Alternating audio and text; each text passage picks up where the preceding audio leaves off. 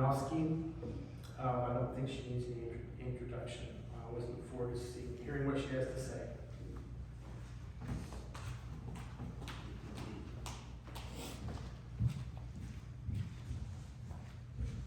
Good morning. Good morning. I always find it really interesting. Sarah will text me, she'll say, what is your topic? And I kind of, a lot of times, just take it on the fly and just make up something. And then I write the talk afterwards. And it's so, to me, interesting how other people take their part and how well it ends up fitting together. Synchronicity. It's a busy time of year, and I was having a hard time coming up with a topic because I haven't been reading as much as I normally do. So Craig and I were having a conversation. He says, well, why don't you just use Chat GPT? Do y'all know what that is? Yes. I kind of do, I kind of don't. He said, well, you know, the doctors and nurses are using it.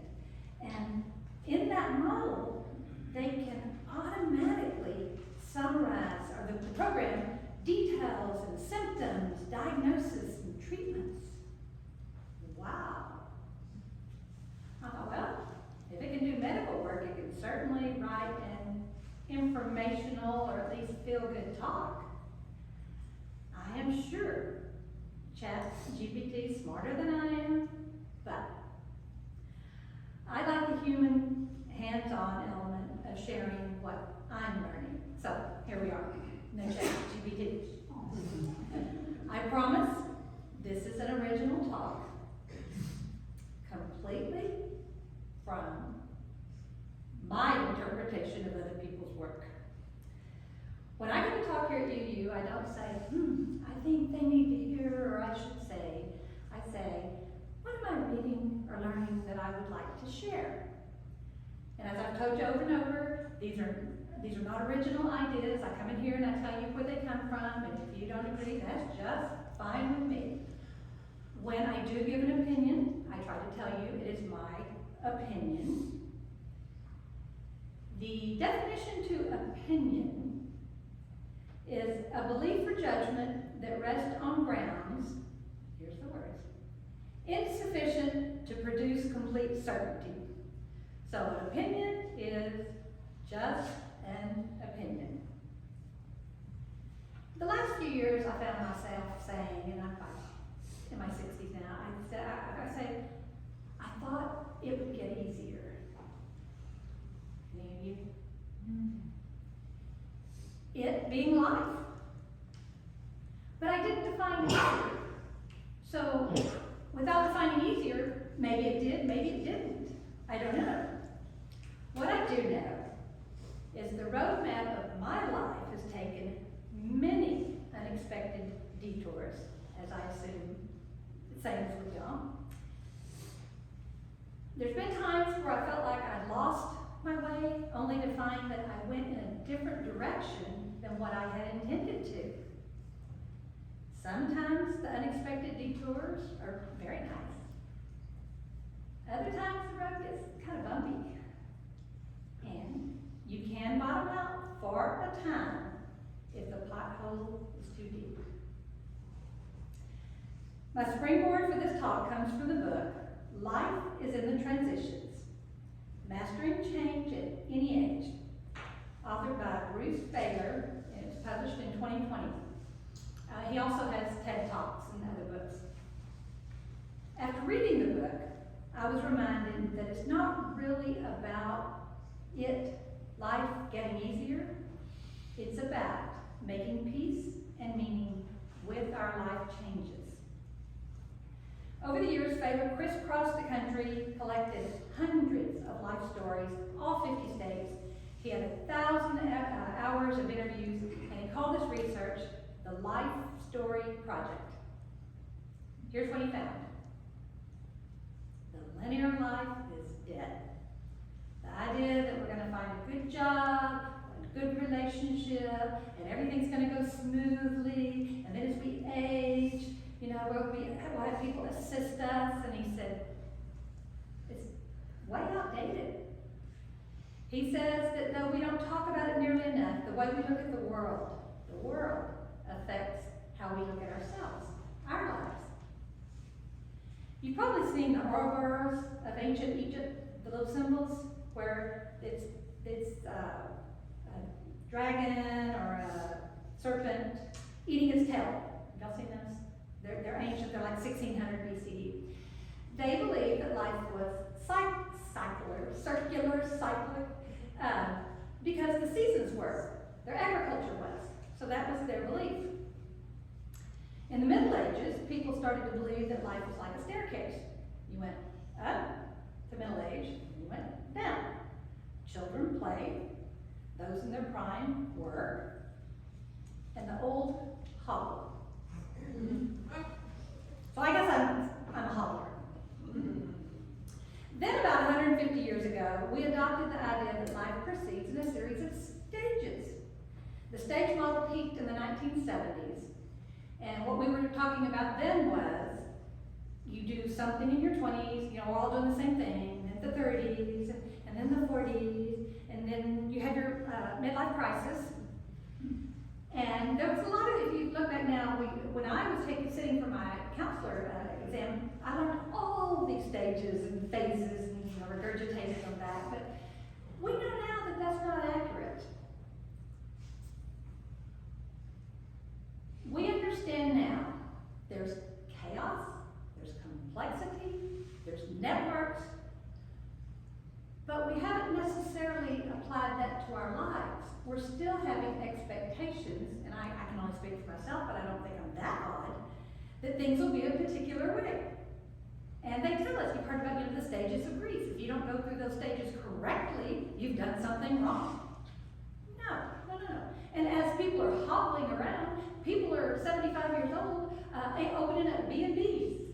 You know, we're different than they thought we were. So I'm trying to keep my information current and find some answers to my hobbling.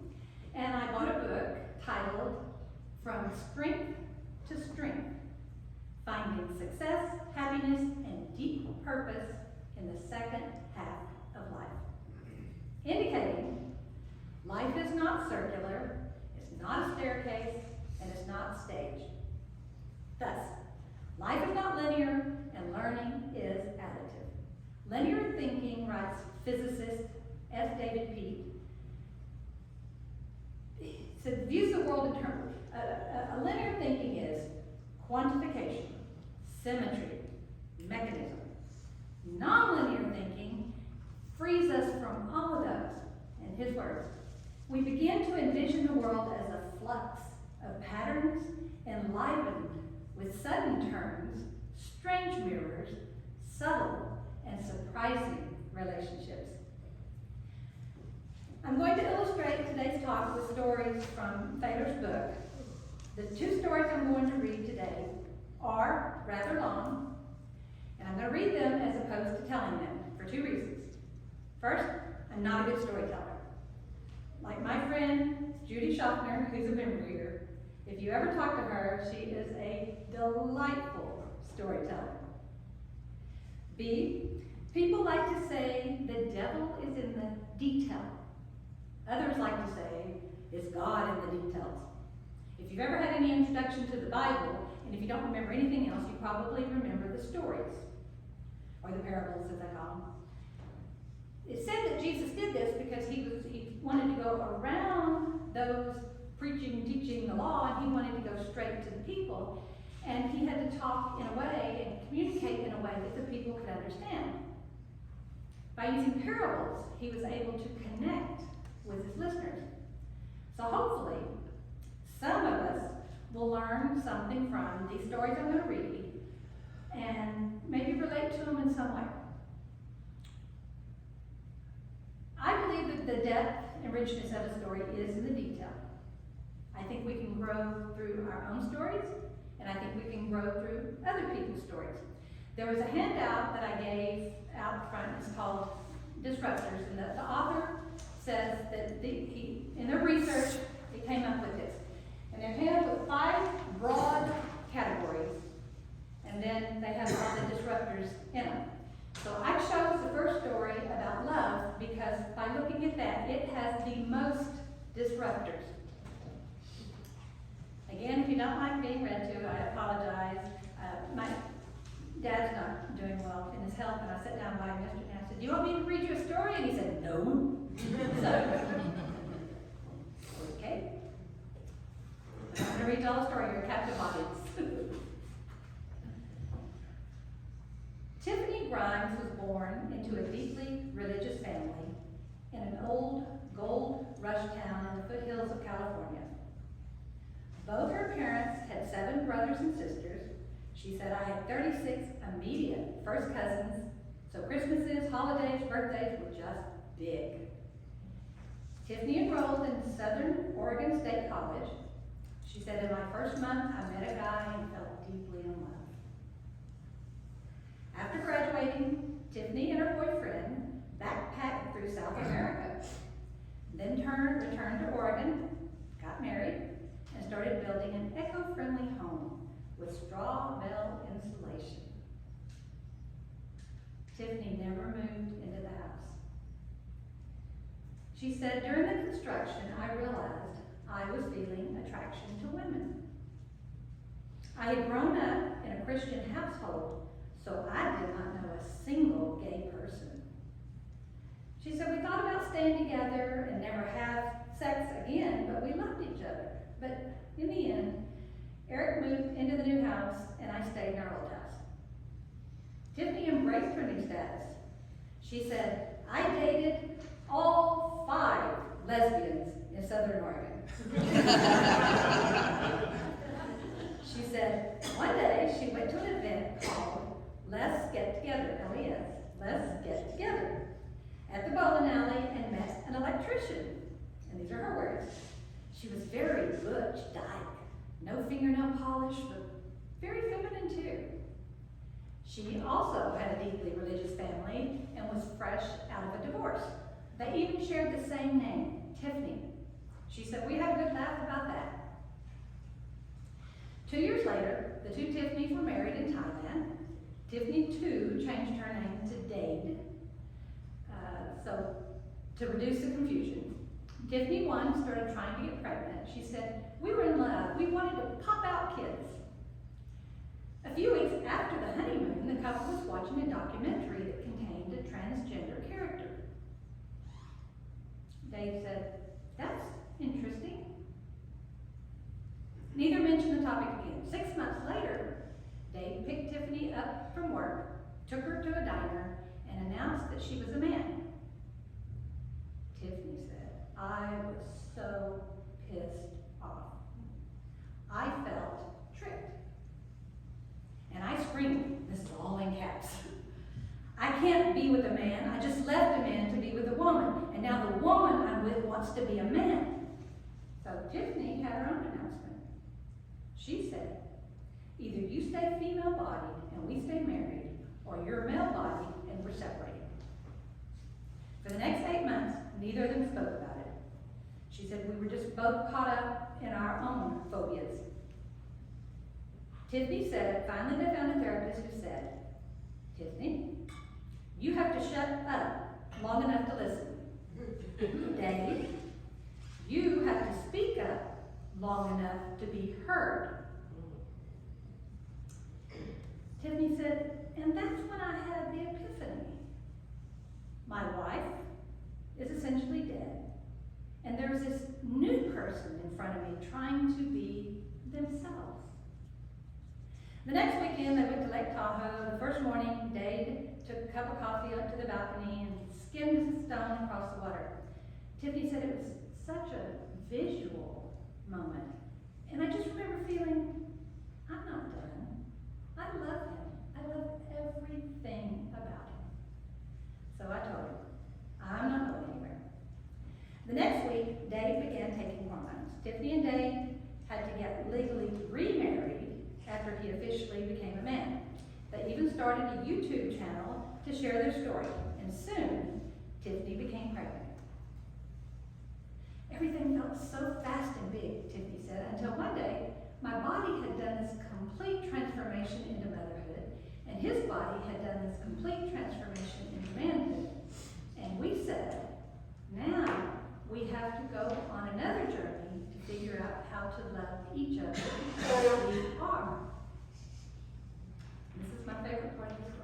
So the author asked Tiffany, how do you define yourself today?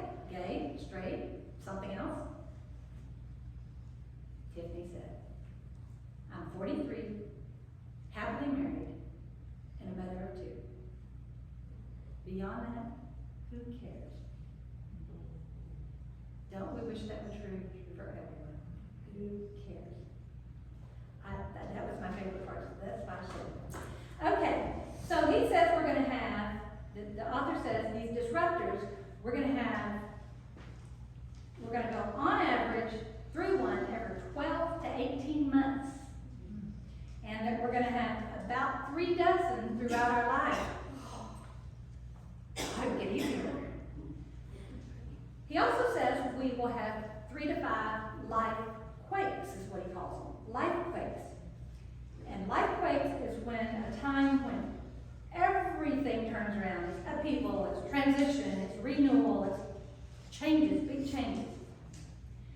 So he asked his participants, he said, well, how long did it take you to transition out of these life quakes? Big changes. 8% said 1 year. 9% said theirs was still ongoing. 1 in 5 said their transition took 2 to 3 years, and that same amount said 6 to 9 years. The most common answer, the average answer, was 4 to 5 years. Now, I can only speak for myself, but I think sometimes we don't allow ourselves or other people that amount of time.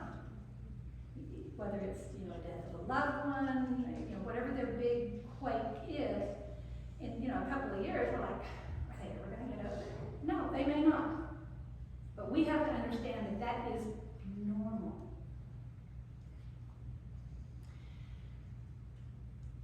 The next story I'm going to read is not a comfortable story to read. This is the second one, it's the last one, I'm not going to read more after this. I chose this one because of the depth of his disruptors and life quakes, and how his experience affected so many other people. I heard him interviewed on a podcast a couple of years ago, and it's not easy to listen to. But given our politics of the last 7 years, I think we're being forced to listen to people, many of which we cannot begin to understand their thoughts and behaviors. At least I'm not reading the Bible.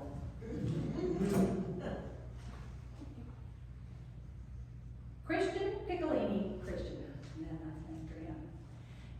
Piccolini was born to Italian immigrants who moved to Chicago in the mid-1960s, opened a beauty shop and struggled. He said they were often the victims of prejudice. Christian was sent to live with his grandparents in the suburbs where he felt like an outsider. He said, I hung out in my grandparents' closet, watching other kids through the window, riding their bikes, and wishing I could join them. I was so lonely for the first 14 years of my life. When he was 14, Christian was standing in an alley one day, smoking a joint, when a 68 Firebird came speeding by, kicking up gravel and dust. He said, the car screeched to a halt in front of me, and this guy gets out. He's got a shaved head, boots. He grabs the joint from my lips, smacks me in the head, and says, that's what the communists and Jews want you to do. Christian said, I was just a kid. I had no idea what the hell a communist or a Jew was. But this other guy said, you're Italian. Your ancestors were great warriors, thinkers, and artists. It's something to be proud of. Suddenly, I, Christian, wanted to be just like him. He seemed to have the one thing I had been searching for my entire life: community. The man was 26-year-old, that's not the one in the car, was 26-year-old Clark Martel, the founder of the Chicago area Skinheads, one of the leading neo-Nazi groups in the United States. Overnight, Christian became a zealot. He tattooed his body from head to toe with swastikas and Nazi eagles. He participated in gang attacks on blacks and Jews. He formed a band and wrote hateful lyrics such as, "The Holocaust was an effing lie because 6 million Jews could never die." He said, "For the first time in my life, I had a purpose." He said, and that purpose was saving the world. "I thought everybody who didn't think like me was a fool. And I was carrying their dead weight on my shoulders."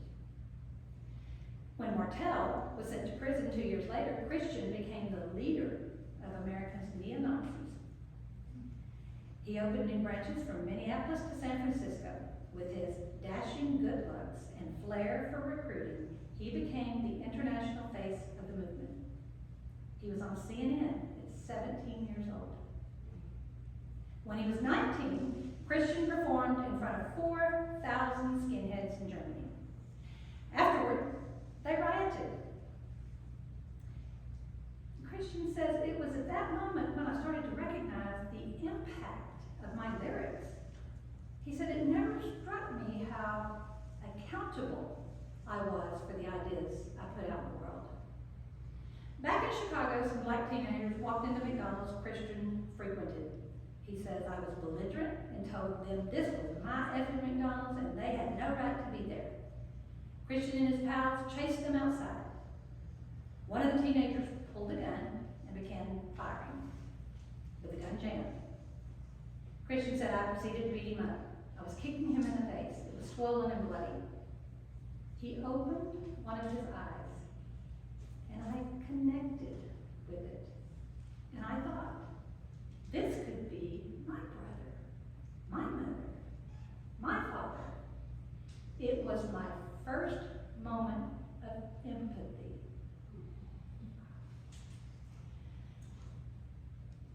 Christian was running a record store that specialized in white power music. It also had hip hop and punk. And so those kind of clientele was coming in, and he said, "I didn't really like them, but I didn't mind taking the money." But he said they kept coming back, and then conversations began to grow, began to get more personal. Christian also fell in love. My girlfriend hated the movement, and I had to beg her to go on a date with me. They married, had a baby. And he said he was holding his baby, and he realized this child could be manipulated, and maybe I, Christian, had been manipulated. Suddenly, I began to have another identity, another community, another purpose. He began to withdraw from the movement. He closed his record store, he had another son. His wife thought he was moving too slow, so she left him, taking their boys with her. By the time he stepped away for good, 7 years after he first entered, Christian had lost his livelihood, his family, his community.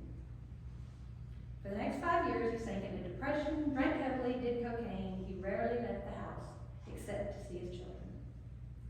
Finally, one of his friends pushed him to apply for a tech support job at IBM, and that was before internet, so they didn't know who he was. He was assigned, the first job he was assigned was to install computers at the high school he'd been kicked out of twice. The last time he was there, he was dragged off in handcuffs and given a restraining order for attacking the African-American security guard. On his first day on the job, he recognized the guard, Mr. Holmes. Christian followed him to the parking lot and tapped him on the shoulder. He turned around, took a step back, and was horrified. All I could think to say at that moment was, "I'm sorry." We talked. I found some words eventually, explained to him what I'd been through in the last 5 years, and he embraced me. He told me he forgave me, and he asked me to forgive myself. And he encouraged me to tell my story. Eventually, Christian helped found an organization called Life After Hate that helps former extremists from the white supremacy to Islamic fundamentalism transition out of violence. He says it starts with compassion. Everyone is looking for an identity community, and they hit potholes somewhere along the road. He says the potholes can be trauma, aside, these people are in misery, but they don't have company. And sometimes they find acceptance in pretty negative places.